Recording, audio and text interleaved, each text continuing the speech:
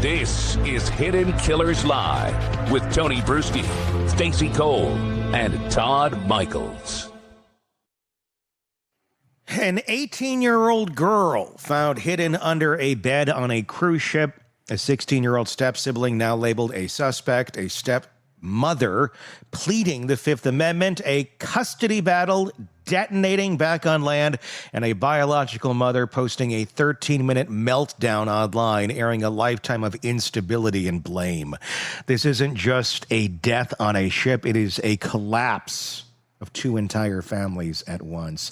Today, we're digging into what investigators are actually dealing with here and what is going on and what is happening in the Anna Kepner cruise homicide case as we try to figure out the details. Retired FBI Special Agent Jennifer Coffindaffer with us to help us break this down. I know you've been watching this from the beginning, as have we. And at first it was, well, you know, somebody dies on a cruise ship. It is the FBI's jurisdiction to go in, see what's going on.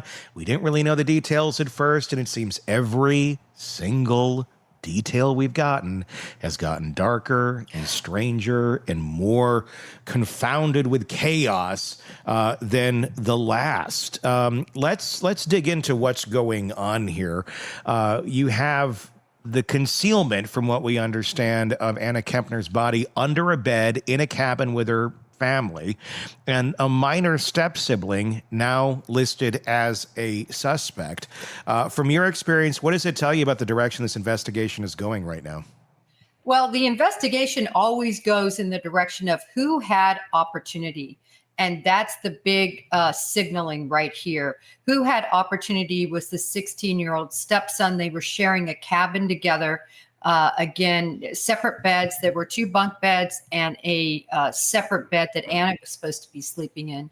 And when that housekeeper found that the body, when she removed the mattress, you know, that's when everything blew up. Who would have opportunity to cause this and to place the body there?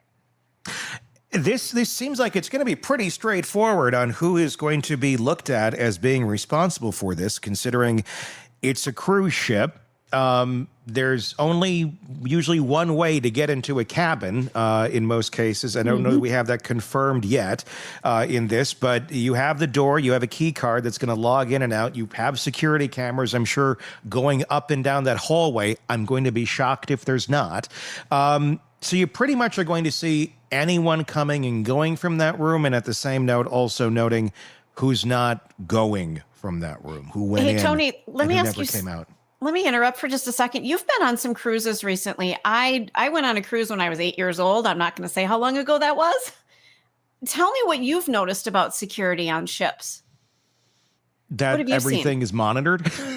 Like everything. I mean, everything is monitored. I mean, you can't make a purchase with cash. Everything is going to be on a card. Everything's going to be monitored. They're going to have cameras on. It's a Carnival ship. It's a Horizon. So it is a more modern ship. You're going to have all of that. Everything is going to be logged in some way, shape, or form, I would think. And the fact that you have that, I mean, there's not a lot of room to be looking at other people in this case, is there? I don't think there really is, no. Especially now we have confirmation, and this is brand new information. The grandparents who were on that cruise are speaking up, and they said specifically he was the only one in that stateroom. Yikes. Yeah. You can't really walk that one back. We don't have any arrests as of this exact moment in time, I would imagine. That probably can't be very far off, can it? No, you know, there's just separate steps because of the minor. You know, federal can't adjudicate a minor. Okay. So because of that, there's going to be a hearing, and they're going to have to be waived up to trial as an adult, or it's going to have to be transferred to a local jurisdiction. Those are really the only two options, unless you're on an Indian reservation. How do you address, I mean, what is protocol for interviewing a juvenile in a case like this? I assume it would be different. I mean, you're dealing with a child, so you've got to make sure you don't traumatize them, but they're also a suspect too. So what's different in this case as far as interviewing? My understanding is he was not interviewed because he was absolutely hysterical after it docked. He was taken away to the hospital for mental analysis. And so I don't believe he was interviewed, and I doubt that they would have made a run at him, if you will, at that time with as little as they would have known, hysterical person leaving the ship. And certainly a lawyer would be in play now. And also the permission of parents is critical. So you're not going to have any of that. I don't see him ever being interviewed until way later down the road. But let's talk about, so everyone's clear on who was all staying in that room with Anna Kepner. We have Anna, we have the 16-year-old suspect, correct? And was there not also her younger step-sibling or brother as well? Is that correct? The 14-year-old was there too? A step-sibling is my understanding. Okay. So 3 people to this room? 3 people. Okay. And it's the 16-year-old that is being looked at as the suspect, right? That's the yes. That's the step-sibling of the third wife that has come in, and the 14-year-old would be the I believe half-brother of Anna, if I'm correct, from the second marriage, which would have been to the one that he married that there's a lot of question about. We go back to 2008 of, was that the babysitter? Yeah. I need a flow chart, you guys. Do you have a whiteboard you could write this on for me? Well, I mean, that's the whole thing. I mean, this is such the dynamics of this case get crazier and crazier. And a lot of it doesn't necessarily, have to do with the death here of Anna Kepner, but it has to do with the chaos to which she grew up around. What's been your reaction to all of this chaos as we learn layer by layer? None of this is neat and tidy as we have it come to light. Well, anytime you have a 16-year-old as a possible suspect of a murder, and with a chokehold, strangulation by chokehold, armbar, anytime you have something that is that violent, and not against a stranger, but against a purported loved one, you know that there are likely issues going on behind the stage. This would not have just happened. This is something, in my opinion, and in my experience, that would have evolved. This is going to be interesting because you don't necessarily, it's hard to know, was this, premeditated? Was this not? Was this an accident? Was this, I don't want to say horseplay, because anybody that's doing a chokehold, I think you go beyond horseplay. But I remember just being a kid, so many adults would be like, it's horseplay. Like, I literally couldn't breathe. If your idiot son did this a little bit longer, I'd be dead. And I think many kids have grown up feeling that way. Unfortunately, in this case, it looks like someone's dead. So to cross the line into homicide versus tragic accident, how are they going to start going down that road, and how do you determine what is what? Well, first of all, when you're talking about this particular hold, and this is a hold that the FBI taught for years, we called it the carotid hold, where it cuts off the oxygen to both of those, to the carotid artery. And essentially, you would collapse within seconds if it's applied properly. And I've personally applied it, trained with it. It's something that's extremely effective, especially if you're a smaller person on a larger person, to help gain control. But to kill somebody is a whole different story. This is minutes and minutes and minutes of applied pressure to finally make the brain dead, lack of oxygen. This is nothing. In other words, within seconds, he should have realized, Houston, we have a problem. Yeah. She's passed out in my arms. So this was much more ravaging of attack than just a simple chokehold. Yeah, this isn't goofing around. I mean, to do this, like you said, it takes minutes. There would have to be some actual thought while this was taking place. I can't imagine, unless we're dealing with somebody who's not mentally there and could comprehend what's going on. That's another piece that I'm questioning. Do we have somebody who maybe isn't in touch with reality? I don't know. I don't know. Well, we know per the grandparents, they loved this young man very much. They said they considered him just like they considered all their grandchildren, very close to them. And so it's been quite tragic. But he apparently said, he told within earshot of the grandmother, I don't remember what happened. So I thought that was very interesting, because that is going to be a spontaneous utterance that, of course, the Bureau can possibly use, especially if the story ends up changing. But it's a horrible case, and I agree with you. This was a savage attack.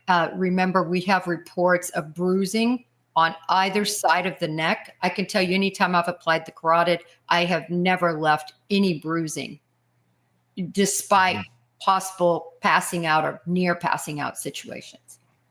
I mean, you see this sort of behavior in young men. I mean, I remember growing up and seeing boys doing this sort of shit all the time. Oh, yeah. And it's always just look, well, it's the other boys, right? You know, when we get down to this, I mean, it's, you know, it obviously shows, you know, more vengeance than someone who is actually trained in how to do this correctly. But we also are learning more and more about the decisions that were made prior to this cruise even being embarked upon by the adults in the room. Decisions that one would go, why are you doing this? Why are you putting your 16-year-old or your 18-year-old daughter in the same cabin as a 16-year-old boy that supposedly has a bit of a track record with this girl of making her uncomfortable, as we've now heard from the ex-boyfriend, who made a statement publicly last week. He was making allegations, essentially stating that he was on a FaceTime call, and the now suspect, 16-year-old boy, had gotten on top of her and was doing something somewhat similar as well at home on a FaceTime call, and he was concerned and he was worried, and he said this was not okay.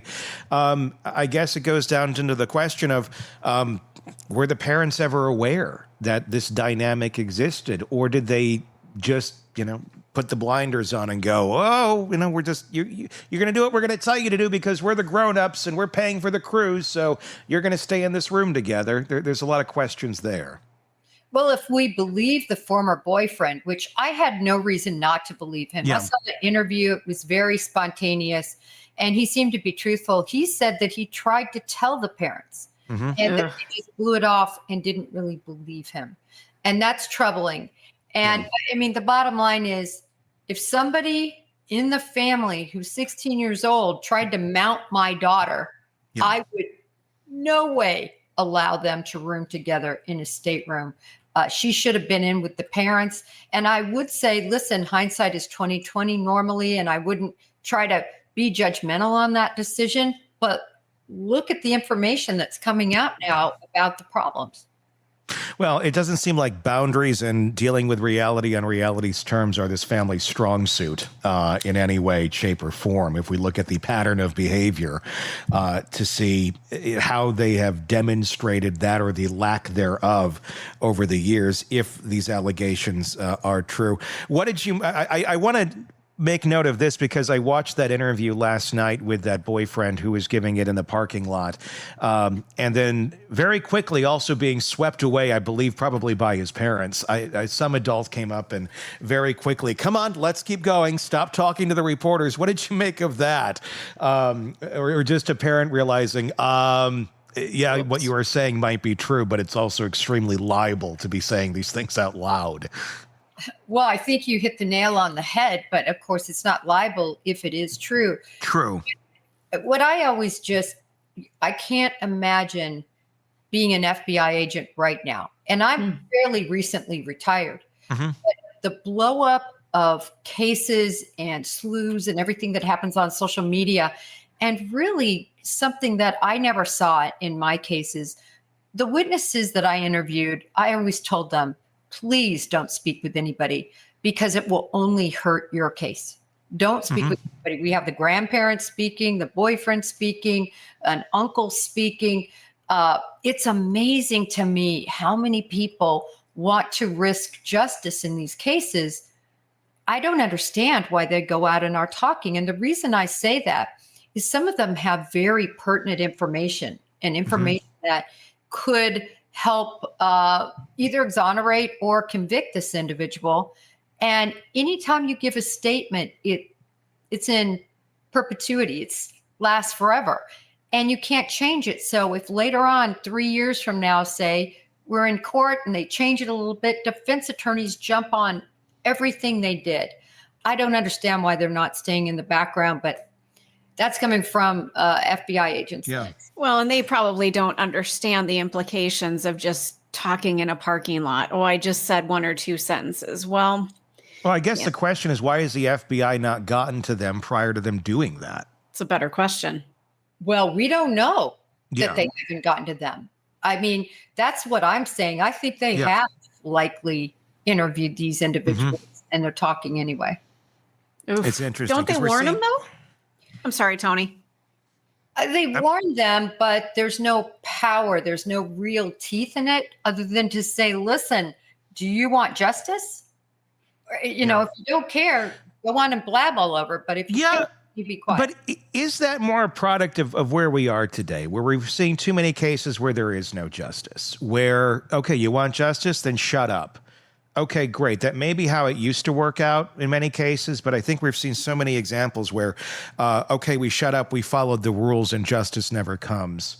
So we want the world to know our story before anybody else, because there's that new factor in there that I think hadn't existed so much in court cases in the past, and that's the public pressure. There's always been a certain amount of it, not to the insane level that exists today, where if you can get a nation behind you on a relatively small case, you're going to have a lot more people making sure their I's are dotted and their T's are crossed. And I'm wondering if more of them are going, you know what, I'm going to put my investment, I'm going to put my money on that narrative, on that way of doing things, and making sure everyone here is backing me up versus you doing your job competently.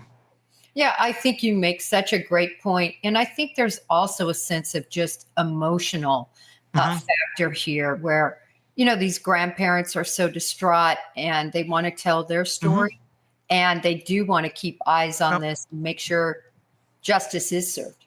Well, and I think the reality, too, is this. If you have a family unit, a family system that has, and I don't know that they've been screaming about this or saying anything. The other case I'm thinking of is the Melody or the Ashley Buzzard case, the Buzzard whole situation where obviously now you have Melody who's missing, but you have the grandparents, you have, I believe, an uncle or an aunt, all saying for years we've been saying this. We've been reaching out and saying to the system, there's a problem here.